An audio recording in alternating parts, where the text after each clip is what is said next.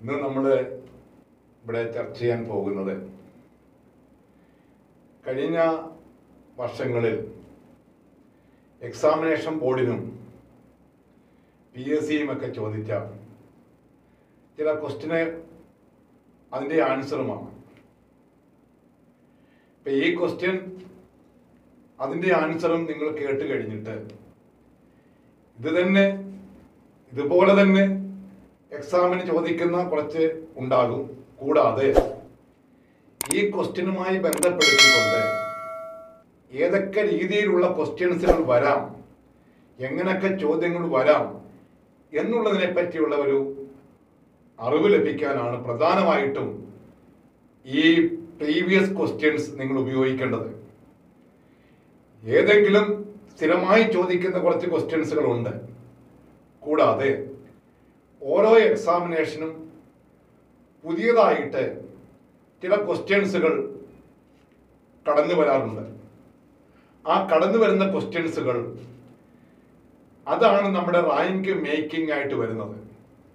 സ്ഥിരമായി ചോദിക്കുന്ന ചില ക്വസ്റ്റ്യൻസുകൾ എല്ലാവരും പഠിക്കുന്നു, അത് പരീക്ഷയ്ക്ക് പോയി അറ്റൻഡ് ചെയ്യുന്നു, അതെല്ലാവർക്കും കുറച്ചൊക്കെ ലഭിക്കുന്നു. എന്നാൽ അതാത് പരീക്ഷകൾക്ക് ചോദിക്കുന്ന ചില ക്വസ്റ്റ്യൻസുകൾ, അതേവരെ ചോദിച്ചിട്ടില്ലാത്ത ചില ക്വസ്റ്റ്യൻസുകൾ ചില പരീക്ഷകൾക്ക് കടന്നു വരും. അങ്ങനെ അതേവരെ ചോദിക്കാതിരുന്ന ചോദ്യങ്ങൾ നമ്മൾ അടുത്ത പരീക്ഷയ്ക്ക് വേണ്ടി അത് തയ്യാറെടുക്കും. അപ്പോൾ ആ പരീക്ഷയ്ക്ക് അതുവരെ ചോദിക്കാത്ത ചില ക്വസ്റ്റ്യൻസുകൾ കടന്നു വന്നിരിക്കും. അതെങ്ങനെയാണ് ഈ കടന്നു വരുന്ന ക്വസ്റ്റ്യൻസിന്റെ രീതി, അത് എവിടുന്നൊക്കെ ആകാം എന്നുള്ളതിനെ പറ്റി അറിയുന്നതിന് ഈ ക്വസ്റ്റ്യൻസ് നിങ്ങൾക്ക് പ്രയോജനപ്പെടും. ഇപ്പം എന്തെങ്കിലും സ്ഥിരമായി പഠിക്കുന്ന കുറച്ച് ക്വസ്റ്റ്യൻസുകളും അതിൻ്റെ ആൻസറുകളും മാത്രം പഠിച്ചിട്ട് അതിൽ കുറച്ച് ചോദ്യങ്ങളും ആൻസറും നമ്മൾ എക്സാമിന് എഴുതി എന്നുള്ളത് കൊണ്ട് റാങ്ക് കിട്ടുക, റാങ്കിൽ എത്തുക എന്ന് പറയുന്നത് പ്രയാസമുള്ളതാണ്. ഈ പഠിച്ചതിനോടൊപ്പം ഓരോ പരീക്ഷയ്ക്കും പുതിയതായിട്ട് വരാൻ ചാൻസ് ഉള്ള കാര്യങ്ങൾ അതും അറ്റൻഡ് ചെയ്ത് ശരിയാക്കണമെങ്കിൽ നമ്മൾ ആധികാരികമായി തന്നെ എക്സാമിന് പ്രിപ്പയർ ചെയ്യേണ്ടതായിട്ടുണ്ട്. ഈ പ്രീവിയസ് ക്വസ്റ്റ്യൻസ് നമ്മളെ ചർച്ച ചെയ്യുന്നത് ഏതൊക്കെ ക്വസ്റ്റ്യൻസ് അഡീഷണൽ ആയിട്ട് വന്നിട്ടുണ്ട്, ഇതനുസരിച്ച് നിങ്ങൾ ഇതുമായി ബന്ധപ്പെട്ട ഇതിനോട് ചേർന്നിട്ടുള്ള ക്വസ്റ്റ്യൻസും കൂടി അതിൻ്റെ ആൻസറും നിങ്ങൾ പഠിച്ചു വേണം പരീക്ഷയ്ക്ക് പോകാൻ. സ്ഥിരമായ കുറച്ച് ക്വസ്റ്റ്യൻസും ആൻസറും മാത്രം പഠിച്ചാൽ പോരാ. ഇന്ന് നമ്മൾ ചർച്ച ചെയ്യുന്ന ഒന്നാമത്തെ question, no society shall dispose any immovable property acquired by the society without dash. No society shall dispose any immovable property acquired by the society without A, the prior sanction of the general body, B, the prior sanction of the registrar, C, the prior sanction of the board, D, prior sanction of the general body and the registrar. Immovable property ഒരു സംഘത്തിന്റെ immovable ആയിട്ടുള്ള property, വസ്തു, അങ്ങനെയുള്ളതൊക്കെ അത് dispose ചെയ്യണമെങ്കിൽ ആരുടെ അനുവാദമില്ലാതെ പറ്റില്ല. ആരുടെയൊക്കെ അനുവാദം ഉണ്ടെങ്കിലേ പറ്റൂ, അല്ലെങ്കിൽ ആരുടെ അനുവാദം ഇല്ലെങ്കിൽ പറ്റില്ല. രണ്ടു ഒരേ അർത്ഥമാണ്. ആരുടെയൊക്കെ അനുവാദം ഉണ്ടെങ്കിൽ പറ്റും, അല്ലെങ്കിൽ ആരുടെയൊക്കെ അനുവാദം ഇല്ലെങ്കിൽ പറ്റത്തില്ല. ഇവിടെ ഒന്ന് ജനറൽ ബോഡിയുടെ അനുവാദം വേണം, ഇല്ലെങ്കിൽ പറ്റത്തില്ല. രജിസ്ട്രാർ അനുവാദം ഇല്ലേ പറ്റത്തില്ല. ബോർഡിന്റെ അനുവാദം ഇല്ലേ പറ്റത്തില്ല. ലാസ്റ്റ് ഡി, ജനറൽ ബോഡിയുടെയും രജിസ്ട്രാറുടെയും അനുവാദം ഇല്ലേ പറ്റത്തില്ല. ആൻസർ ഡി ആണ്. ഒരു ഇമ്മൂവബിൾ പ്രോപ്പർട്ടി വിൽക്കണമെങ്കിൽ രജിസ്ട്രാറുടെയും പൊതുയോഗത്തിന്റെയും അനുവാദം വേണം. ഇത് പ്രത്യേകിച്ച് പറയുന്നത് നമ്മുടെ സഹകരണ സംഘ നിയമത്തിലെ സെക്ഷൻ 56A 56A ആണ്. അവിടെ പറയുന്നുണ്ട് സെയിൽ ഓഫീസർ സെയിൽ നടത്തിയിട്ടുള്ള വസ്തു കുടിശ്ശിക വന്നതിന് ശേഷം സെയിൽ ഓഫീസർ പോയി അറ്റാച്ച് ചെയ്ത വസ്തു സംഘത്തിന്റെ പേരിൽ പിടിച്ചിട്ടിട്ടുണ്ടെങ്കിൽ ആ വസ്തു എന്നാണോ അത് സംഘം ഏറ്റെടുത്തത് അന്ന് മുതൽ 7 കൊല്ലത്തിനകം വിതിൻ 7 years അത് ഡിസ്പോസ് ചെയ്തിരിക്കണം. സെയിൽ ഓഫീസർ ലോൺ കൊടുത്ത വസ്തു തിരിച്ചു പിടിച്ചത്, ആ സംഘത്തിന്റെ പേരിൽ ചേർത്തത്, ആ സംഘത്തിന്റെ പേരിൽ സ്ഥിരമായിട്ട് അങ്ങനെ ആ വസ്തു ഇട്ടുകൊണ്ടിരിക്കരുത്. എന്നാണോ പിടിച്ചത് 7 കൊല്ലത്തിനകം ഡിസ്പോസ് ചെയ്യണം. ആ ഡിസ്പോസ് ചെയ്യണമെന്നുണ്ടെങ്കിൽ രജിസ്ട്രാറുടെയും പൊതുയോഗത്തിന്റെയും അംഗീകാരം വാങ്ങണം. ഇവിടുത്തെ ആൻസർ. അപ്പൊ ഇത് ചോദിച്ചെങ്കിൽ മറ്റേ കാര്യം 56A-യും 7 കൊല്ലവും ഇതിനോടൊപ്പം ഓർത്ത് ചിലപ്പോൾ അടുത്ത പരീക്ഷയ്ക്ക് ഈ 7 കൊല്ലമാകാൻ ചോദിക്കുന്നത്, അല്ലെങ്കിൽ ഇമോൾ പ്രോപ്പർട്ടി ഡിസ്പോസ് ചെയ്യുന്നതിന്റെ സെക്ഷൻ ആകാം 56A. അപ്പൊ ഇതാണ് നമ്മൾ പഠിക്കുമ്പോൾ ഒരു ക്വസ്റ്റ്യൻ കാണുമ്പോൾ ആ ക്വസ്റ്റ്യന്റെ ആൻസർ മാത്രം പഠിക്കുന്നതിനോടൊപ്പം അതുമായിട്ട് കണക്ട് ചെയ്ത് ചോദിക്കാൻ ഉള്ള ഇതൂടെ പഠിക്കണം. ഇതാണ് ഒന്നാമത്തെ ക്വസ്റ്റ്യൻ. അപ്പൊ ആൻസർ ഡി ആണ്. രണ്ടാമത്തെ ക്വസ്റ്റ്യൻ നോക്കി. The accounts of every society shall be audited within dash of the close of financial year to which such accounts relate. The accounts of every society shall be audited within dash of the close of financial year of which such accounts relates. A. 3 months, B. 6 months, C. 9 months, D. 4 months. ഒരു സഹകരണ സംഘത്തിന്റെ adit സാമ്പത്തിക വർഷം അവസാനിച്ച് 6 മാസത്തിനകം പൂർത്തീകരിച്ചിരിക്കണം. 6 മാസത്തിനകം. അപ്പൊ നമ്മുടെ ഇവിടുത്തെ ആൻസർ വരുന്നത് ബി ആണ്, 6 months ആണ്. അതിനോടൊപ്പം ഓർക്കേണ്ട കാര്യം, ഒരു കോപ്പറേറ്റീവ് സൊസൈറ്റിയുടെ ഓഡിറ്റിന് വേണ്ട എല്ലാ റെക്കോർഡുകളും സ്റ്റേറ്റ്മെന്റുകളും സാമ്പത്തിക വർഷം അവസാനിച്ച് 1 മാസത്തിനകം within 1 month chief executive officer prepare ചെയ്തിരിക്കണം. The chief executive officer prepare all the accounts within statements within 1 month from the date of close of financial year. അപ്പൊ അതായിരിക്കും ചിലപ്പോൾ അടുത്ത പരീക്ഷയ്ക്ക് ചോദിക്കുന്നത്. അതിനോടൊപ്പം ഒരു കാര്യം ഓർക്കുക, 1 മാസത്തിനകം സെക്രട്ടറി ചീഫ് എക്സിക്യൂട്ടീവ് പ്രിപ്പയർ ചെയ്തത് അതിന്റെ ആക്യുറസി പരിശോധിക്കുന്നതിന് വേണ്ടി കമ്മിറ്റി മുമ്പാകെ വെക്കണം. സെക്രട്ടറി 1 മാസം കൊണ്ട് തയ്യാറാക്കിയ ശേഷം സാമ്പത്തിക വർഷം അവസാനിച്ച് അടുത്ത 1 മാസം കഴിയുമ്പോൾ അത് കമ്മിറ്റി മുമ്പാകെ അത് ശരിയാക്കി കമ്മിറ്റി മുമ്പാകെ വെക്കണം. എന്നതിനു വേണ്ടി ആക്യുറസി പരിശോധിക്കാൻ കമ്മിറ്റി ആക്യുറസി പരിശോധിക്കും.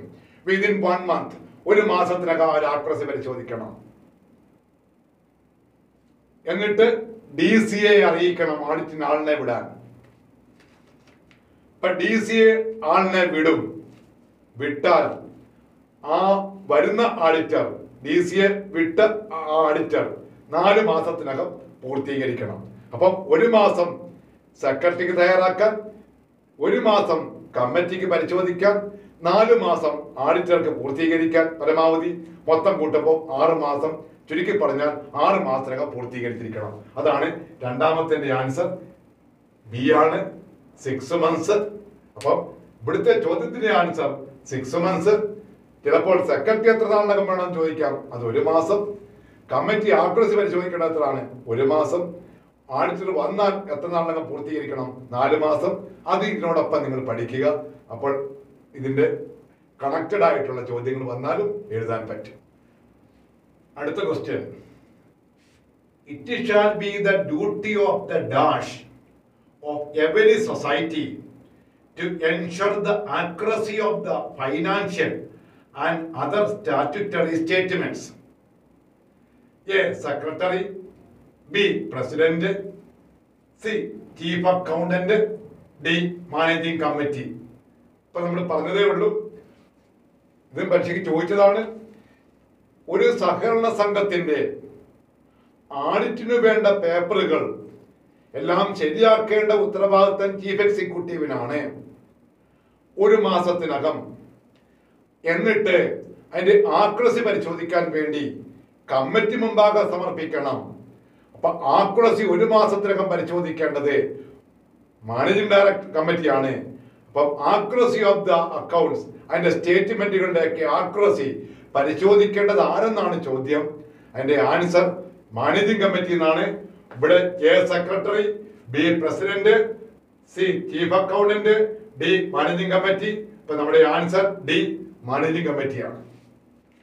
അടുത്ത 4ാമത്തെ question. The enquiry under section 65 shall be completed within dash A 3 months, B 120 days, C 6 months, D 9 months. The enquiry under section 65 shall be completed within A 3 months, B 120 days, C 6 months, D 9 months. ഒരു enquiry തുടങ്ങിയാൽ enquiry ഓർഡറിനുള്ള അവകാശം രജിസ്ട്രാർക്കാണ്. രജിസ്ട്രാർക്ക് ഓർഡറിനുള്ള അവകാശമുണ്ട്. എൻക്വയറിക്ക് 65 അനുസരിച്ചുള്ള എൻക്വയറിക്ക് order ഇടുന്നത് registrar ആണ്. അത് registrar അവിടെ പരിശോധന നടത്തി സ്വമേധയാ പരിശോധന നടത്തിയിട്ട് ഓർഡർ ഇടാം. വിജിലൻസ് ഓഫീസർ സെക്ഷൻ 68A അനുസരിച്ചുള്ള വിജിലൻസ് ഓഫീസർ പരിശോധിച്ച റിപ്പോർട്ട് അടിസ്ഥാനത്തിൽ ഓർഡർ ഇടാം. DCA director of cooperative audit 63 section 63 അനുസരിച്ച് DCA പരിശോധിച്ച് അതിന്റെ ഡിഫക്റ്റ് രജിസ്ട്രാർ കൊടുത്തപ്പോൾ ആ കിട്ടിയ ഡിഫക്ട്സിന്റെ അടിസ്ഥാനത്തിൽ എൻക്വയറിക്ക് ഓർഡർ ഇടാം. പിന്നെ കമ്മിറ്റിയിലെ മെജോറിറ്റി അംഗങ്ങളോ ആകെ സംഘത്തിന്റെ അംഗങ്ങളുടെ കോറത്തിന്റെ 1/3 അതിലേതാണോ കുറവ് ആവശ്യപ്പെട്ടാലും എൻക്വയറിക്ക് ഓർഡർ ഇടാം. അപ്പൊ majority of the members of the കമ്മിറ്റിയുടെ ഭൂരിപക്ഷം ആൾക്കാരോ ഒരു സംഘത്തിന്റെ പൊതുയോഗത്തിന്റെ കോറത്തിന് വേണ്ടി വരുന്നതിന്റെ 3/4 അംഗങ്ങളോ ഏതാണോ കുറവ് ആവശ്യപ്പെട്ടാലും ഒരു എൻക്വയറിക്ക് ഓർഡർ ഇടാം. പിന്നെ ഫൈനാൻസിങ് ബാങ്കിന്റെ വല്ല റിപ്പോർട്ടിന്റെ അടിസ്ഥാനത്തിലും എൻക്വയറിക്ക് ഓർഡർ ഇടാം. ഞാൻ പറഞ്ഞു വന്നത് അപ്പൊ എൻക്വയറിക്ക് ഓർഡർ ഇടാനുള്ള അവസരങ്ങൾ അല്ലാത്ത ഏതെങ്കിലും ചോദിക്കാം. അപ്പൊ ഇതൊക്കെ ഓർക്കണം. അപ്പൊ നമ്മളിപ്പോ ചോദ്യം എൻക്വയറി എത്ര നാളിനകം തീർപ്പാക്കണമെന്നാണ്. അപ്പൊ അതിന്റെ answer 3 months, 120 days, 6 months, 9 months. ഇതിന്റെ ആൻസർ മാത്രമാണെങ്കിൽ 6 months പഠിച്ചാൽ മതി, കറക്റ്റ് ആണ്. പക്ഷെ ഒരു കാര്യം ഓർക്കണം, ആരാണോ എൻക്വയറി ഓർഡർ ഇടുന്നത് രജിസ്ട്രാർ ആണ്. ഏതൊക്കെ അവസരത്തിലാകാം അത് നമ്മൾ പറഞ്ഞത്. DCAയുടെ റിപ്പോർട്ട് പ്രകാരം രജിസ്ട്രാർ സ്വയം പരിശോധിച്ച് വേണമെങ്കിൽ ഓർഡർ ഇടാം. അതുപോലെ തന്നെ വിജിലൻസ് ഓഫീസറുടെ റിപ്പോർട്ട് പ്രകാരം ഓർഡർ ഇടാം. അതുപോലെ തന്നെ കമ്മിറ്റിയുടെ മെജോറിറ്റി ആവശ്യപ്പെടുകയോ അല്ലെങ്കിൽ സംഘത്തിന്റെ പൊതുയോഗത്തിന്റെ കോറത്തിന്റെ 3/4 ആൾക്കാർ ആവശ്യപ്പെടുകയോ ചെയ്താൽ ഓർഡർ ഇടാം. ഫൈനാൻസിംഗ് ബാങ്കിന്റെ റിപ്പോർട്ടിന്റെ അടിസ്ഥാനത്തിൽ ഓർഡർ ഇടാം. ഏതായാലും ഓർഡർ ഇടുമ്പോൾ 6 മാസത്തേക്കാണ് ഓർഡർ ഇടുന്നത്. അതിനോടൊപ്പം ഒരു കാര്യം ആലോചിക്കുക, വീണ്ടും അത് വേണമെങ്കിൽ നീട്ടാം. 6 മാസം കൊണ്ട് പൂർത്തീകരിക്കാൻ പറ്റിയില്ലെങ്കിൽ അത് നീട്ടാം. അങ്ങനെ നീട്ടിയാൽ പരമാവധി 1 കൊല്ലം വരെയാകാവൂ. ഇപ്പൊ enquiry completed aggregate within 1 year, 1 കൊല്ലത്തിൽ പിന്നെയും കൂട്ടാൻ പറ്റത്തില്ല. ആദ്യം ഓർഡർ ഇടുന്ന 6 മാസത്തേക്കായിരിക്കാം. 6 മാസം കഴിഞ്ഞാൽ അത് പൂർത്തീകരിക്കാൻ പറ്റിയില്ലെങ്കിൽ വീണ്ടും എൻക്വയറി ഓഫീസർ അപേക്ഷ കൊടുത്ത് അതുവരെ നടത്തിയ റിപ്പോർട്ടും കൊടുത്ത് ഇന്റർവ്യൂ റിപ്പോർട്ടും കൊടുത്ത് വീണ്ടും എനിക്ക് നീട്ടി വേണമെന്ന് പറഞ്ഞു കഴിഞ്ഞാൽ വേണമെങ്കിൽ രജിസ്ട്രാർക്ക് നീട്ടി കൊടുക്കാം. ഒരു കാരണവശാലും അഗ്രിഗേറ്റ് പീരീഡ് 1 കൊല്ലത്തിൽ കൂടാൻ പാടില്ല. അപ്പൊ അഗ്രിഗേറ്റ് പീരീഡ് ചോദിച്ചാൽ 1 കൊല്ലമെന്നും ഇങ്ങനെ വെറും വേഗമായിട്ടൊരു ചോദ്യം ചോദിച്ചാൽ 6 മാസമെന്നും ആൻസർ. ഇപ്പൊ ഇവിടുത്തെ ആൻസർ സി ആണ്, 6 months. അടുത്ത question. For which of the following purpose the cooperative development and welfare fund shall be utilized? A. To redeem the debts of the deceased borrowers of societies, to pay salary to the employees of societies in laws. C. To refund the deposits of deceased depositors of societies. D. For the development activities of the societies and safeguarding the interest of the societies is against any laws. കഴിഞ്ഞ പരീക്ഷയ്ക്ക് ചോദിച്ചതാണ്. ഇതില് cooperative development and welfare fund എന്തിനു വേണ്ടിയാണെന്നാണ്. Cooperative employees welfare fund ഉണ്ട്, അത് വേറെയാണ്. അത് സഹകരണ സംഘത്തിലെ ജീവനക്കാരുടെ ക്ഷേമത്തിന് വേണ്ടിയുള്ളതാണ്. ഇത് സഹകരണ സംഘങ്ങളുടെ വികസനത്തിനും ക്ഷേമത്തിനും വേണ്ടിയുള്ള ഒരു ഫണ്ടാണ്. Section 57A. 57A ആണ് ഈ സെക്ഷൻ. 57Aയിൽ പറയുന്ന കാര്യത്തിൽ എന്തിനു വേണ്ടിയാണ് ഈ ഫണ്ട് ഉപയോഗിക്കുന്നതെന്ന് പറയുന്നുണ്ട്. ആ ഒരു സെന്റൻസ് ഇതിനകത്തിലുണ്ട്. അതല്ല, എന്താ പറയുന്നത് എന്താണ്? Redeem the debts of the deceased borrowers of societies. മരിച്ചുപോയ ലോൺ എടുത്ത അല്ലെങ്കിൽ ബോറവേഴ്സിന്റെ കടം എഴുതിത്തള്ളുന്നതിന്. അതിന് നമുക്കറിയാം റിസ്ക് ഫണ്ടാണ്. സെക്ഷൻ 57D അനുസരിച്ചുള്ള റിസ്ക് ഫണ്ട്. അപ്പൊ അതല്ല. To pay salary to the employees of societies in loss.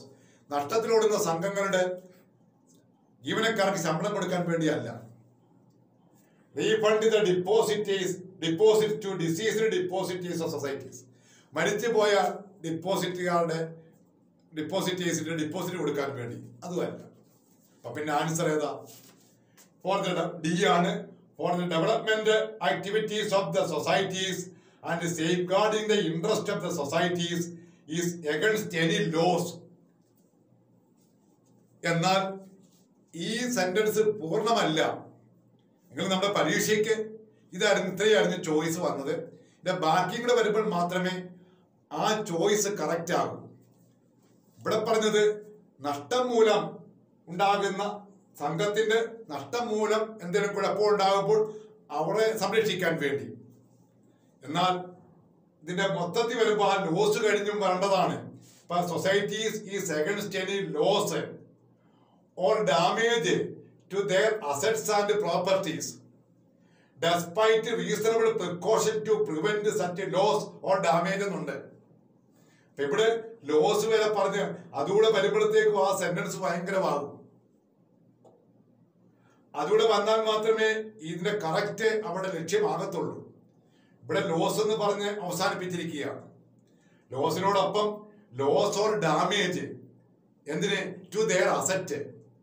അപ്പൊ ഇതിന്റെ മൊത്തം പറയുമ്പോൾ for developmental activities of the societies, സഹകരണ സംഘത്തിന്റെ വികസനത്തിനും, and safeguarding the interest of the societies, സൊസൈറ്റിയുടെ താല്പര്യങ്ങൾ സംരക്ഷിക്കുന്നതിനും. എന്തുകൊണ്ട്?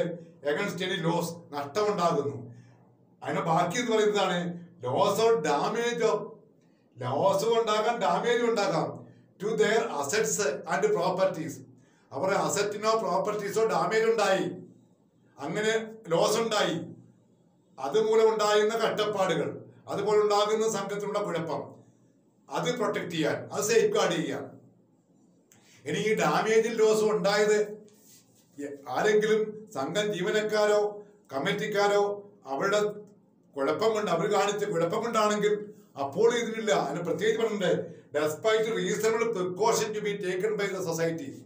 സൊസൈറ്റി വേണ്ടത്ര പ്രിക്കോഷൻ എടുത്തണക്കെയും സംഘത്തിന്റെ ആസറ്റ് ഡാമേജ് ഉണ്ടാകുകയോ നഷ്ടപ്പെടുകയോ പ്രോപ്പർട്ടി നഷ്ടപ്പെടുകയോ അങ്ങനെ ലോസ് ഉണ്ടാകുകയോ ചെയ്യുകയാണെങ്കിൽ അങ്ങനെയുള്ള സംഘത്തിന്റെ താല്പര്യം സംരക്ഷിക്കാൻ വേണ്ടിയാണ്. അല്ലാതെ എങ്ങനെയും ലോസ് ഉണ്ടായാൽ ഈ പണം കിട്ടുമെന്ന് നമ്മുടെ നിയമത്തിൽ പറയുന്നില്ല. അപ്പൊ ഇത് പകുതി വരെ അതിന്റെ വന്നിട്ടുള്ളൂ. എങ്കിൽ ആ പകുതി വരെ വന്നതായിരിക്കും നമ്മുടെ ആൻസർ. ഇതിന്റെ ബാക്കിയുണ്ട്. ഡാമേജ്, എന്ത് ഡാമേജ് ഉണ്ടാകുന്നു? അസറ്റ് ഓർ പ്രോപ്പർട്ടി, അസറ്റിനും പ്രോപ്പർട്ടിക്കും. എന്നിട്ട് പോലും ഡെസ്പൈറ്റ് റീസണബിൾ പ്രിക്കോഷൻ, വേണ്ടത്ര പ്രിക്കോഷൻ എടുത്തിട്ടും ഈ ഡാമേജിൽ ലോസും ഉണ്ടാകാതിരിക്കാൻ എന്തൊക്കെ സംഘത്തിന്റെ ലെവലിൽ അവരൊക്കെ ശ്രമിച്ചിട്ടു. ഇപ്പൊ വെള്ളപ്പൊക്കം വന്നു പോയി, ഇടിവെട്ടിപ്പോയി, അങ്ങനെ പല കാര്യങ്ങൾ എന്തെങ്കിലുമൊക്കെ സംഭവിച്ചു. അങ്ങനെയൊക്കെ വന്നപ്പോൾ സംഘത്തിന് നഷ്ടമുണ്ടായി, ലോസ് ഉണ്ടായി, അതിന്റെ ആ അസറ്റ് നഷ്ടപ്പെട്ടു പോയി. അല്ലാതെ സംഘക്കാരിലെ ജീവനക്കാരോ കമ്മിറ്റിക്കാരോ എടുത്തുകൊണ്ട് പോയ അസറ്റ് എടുത്തുകൊണ്ട് പോയതിന്റെ ഭാഗമായിട്ടുണ്ടായ ലോസിന്, അതിന്റെ മൂലമുണ്ടായ നഷ്ടം, അതുമൂലമുണ്ടായ അതിന്റെ നഷ്ടപ്പെടുണ്ടായ അതിന്റെ കുഴപ്പം സംരക്ഷിക്കാൻ വേണ്ടി കൊടുക്കുന്നതിനകത്ത് പറയുന്നില്ല. അപ്പൊ മറ്റേത് വരുമ്പോൾ സെന്റൻസ് പൂർത്തീകരിക്കുമ്പോൾ മാത്രമാണ് ഇതിന് യഥാർത്ഥ അർത്ഥം കിട്ടുന്നത്. എങ്കിലും നമ്മുടെ ഇപ്പോഴത്തെ ആൻസറിൽ ആ ക്വസ്റ്റ്യൻ അതിന്റെ ആവശ്യത്തിന്റെ അതിന്റെ ഉദ്ദേശത്തിന്റെ പകുതി വരെ വന്നിട്ടുണ്ട്.